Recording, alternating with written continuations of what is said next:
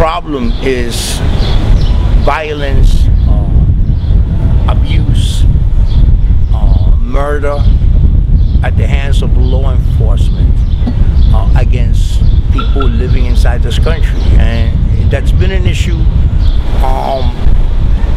that is as old as the United States itself, okay? Because what you have is, you have a country that's been built, this is Dennis, you have a country that's been built on the genocide of indigenous people.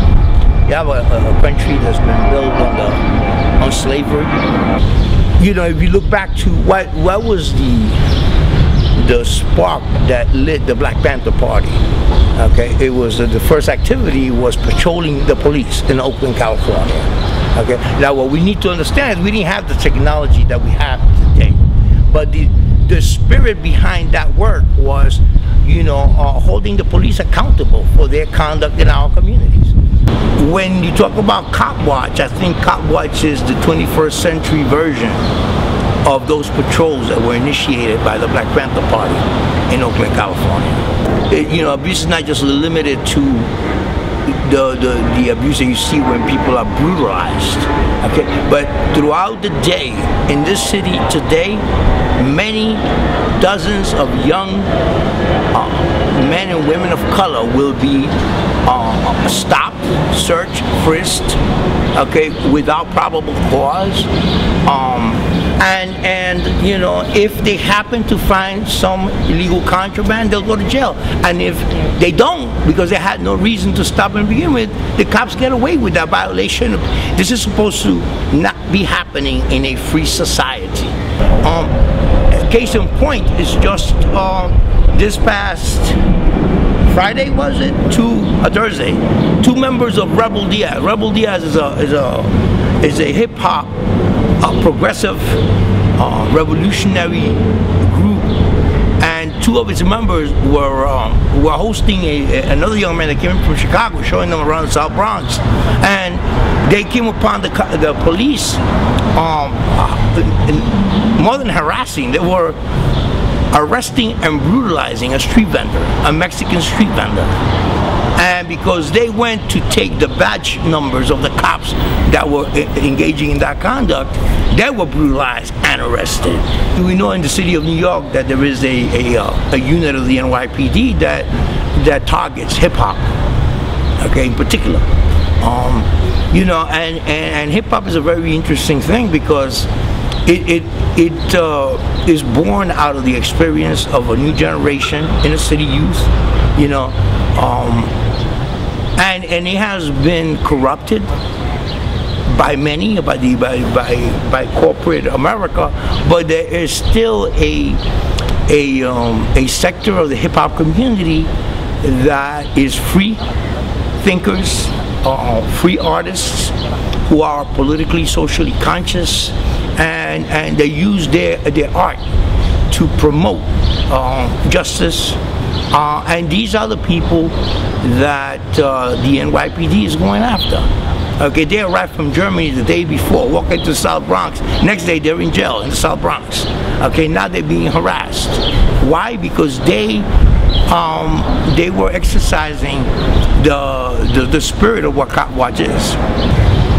You know, people have been working against police brutality for decades, and there is amongst many a sense of frustration because you fight against police brutality and it continues to rear its ugly head.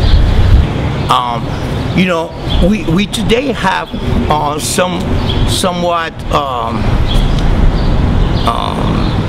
different dynamics, because since that time until the present, there's a whole other sector of the population in this country who is now being targeted for persecution, and that is the undocumented people. You got between 12 and 20 million human beings inside the United States who live basically in clandestinity and who don't live of criminality. They come here to engage in hard work, to do the hardest work, okay, are available because no one else will do it, and get paid the most miserable salaries and work under the worst of conditions.